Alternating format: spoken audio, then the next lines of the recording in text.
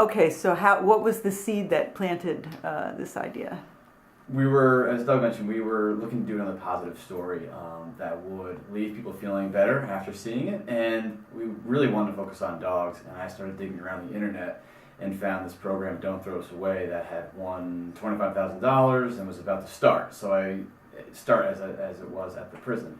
And so I contacted the founder, pitched her the idea of telling a documentary about this program, and in essence, really the magic of the human-animal connection. And she loved the idea for a lot of reasons, and the process began from there with Doug and I going for it.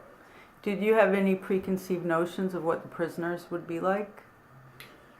No, we I think operate under the glass half full assumption. Of course, you never forget where you are.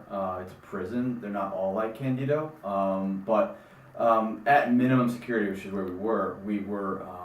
It was really humane. When we got there, you just felt there was love kind of permeating the area, and when you saw the inmates with the dogs, it cemented that for us, and we tried to establish a rapport with them and keep it as normal as possible and treat them like human beings.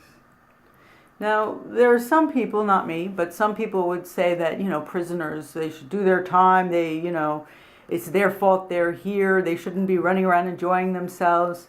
But to me, it seemed like this was a way to rehabilitate instead of just having repeat offenders. Is that how you feel? I feel that bringing dogs into a prison well, I'll go back. If we're serious about rehabilitating prison inmates in this country, I think dogs are an excellent way to do it. Bring them into prison, and inmates will change, just like you see in our film. And I think that it is harsh to say it. I don't think inmates should just be locked up and throw out the key. I think that this is a very progressive, very smart way to help animals, and in the process, help people, these inmates, and help society, because we don't need people in prison. We need people living happy, healthy lives. And I think that doing this is a great conduit to getting these men to there. And then in essence, you're getting these dogs into a loving home, which is night and day from where they were. Did any of them get to keep the dog when they left? Well, by the nature of the program is to have turnover. So it's kind of like waiting tables.